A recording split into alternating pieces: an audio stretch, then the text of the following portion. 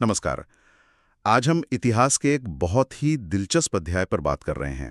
महात्मा गांधी का दिसंबर 1920 में छत्तीसगढ़ का जो पहला दौरा हुआ था, उस पर हमारे पास कुछ दस्तावेज हैं जो इस यात्रा के बारे में बताते हैं। तो चलिए समझने की कोशिश करते हैं कि ये 2 दिन की यात्रा कैसी रही, क्या हुआ, क्यों हुआ और हाँ, इसका असर क्या पड़ा। क्योंकि ये सिर्फ एक दौरा नहीं था, इसने छत्तीसगढ़ में आज़ादी की लड़ाई को एक कह सकते हैं कि नई जान दी। तो बात शुरू होती है 20 दिसंबर 1920 से। गांधी जी रायपुर रेलवे स्टेशन पहुंचे। उनके साथ मौलाना शौकत अली भी थे और पंडित सुंदरलाल शर्मा उनसे वहीं आकर मिले। हाँ बिल्कुल।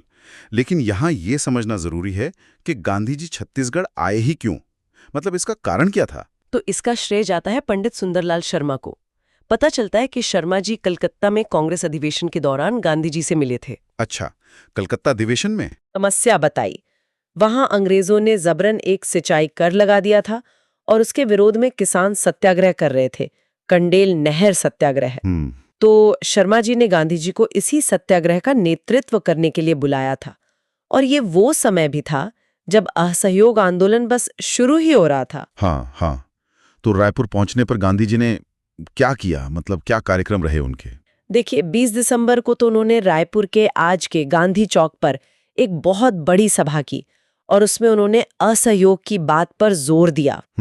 फिर धमतरी से लौटने के बाद उन्होंने एक और सभा की रायपुर में ही, ब्राह्मणपारा के आनंद समाज वाचनालय में, और ये खास तौर पर महिलाओं के लिए थी। अच्छा, महिलाओं के लिए अलग से, ये दिलचस्प है। जी, उन्होंने महिलाओं को स्वतंत्रता संग्राम से जुड़ने के लिए कहा। और इसी दौरान रायपुर जिला कांग्रेस कमेटी का चुनाव भी हुआ। हाँ, मैंने पढ़ा था बैरिस्टर ठक्कर उसके पहले अध्यक्ष चुने गए थे। जी हाँ, बिल्कुल। फिर अगले दिन 21 दिसंबर को गांधी जी धमतरी पहुंचे। वहां भी जबरदस्त स्वागत हुआ होगा। अरे बहुत जबरदस्त। मकई चौक पर कहते हैं कि करीब 15,000 लोग जमा थे। 15,000? उस जमाने में तो ये बहुत ही बड़ी संख्या है। बहुत बड़ी।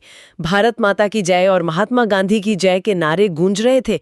उनके ठहरने का इंतजाम नारायण राव मेघावाले के घर पर किया गया था। धमतरी की सभा में गांधी जी और शौकत अली दोनों ने ही भाषण दिया, लोगों को असहयोग और सत्याग्रह का मतलब समझाया।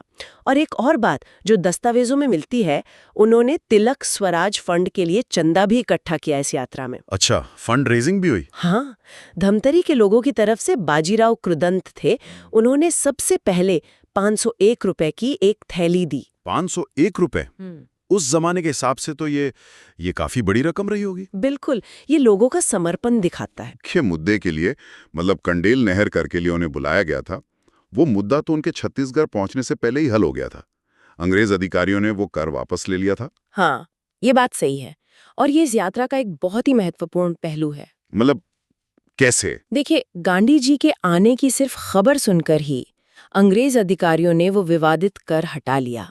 अच्छा, सिर्फ खबर से? जी, इससे पता चलता है कि असहयोग आंदोलन की जो आहट थी, जो शुरुआत थी, उसका भी कितना दबाव बन रहा था और गांधी जी का प्रभाव कितना बढ़ चुका था, ये भी साफ दिखता है।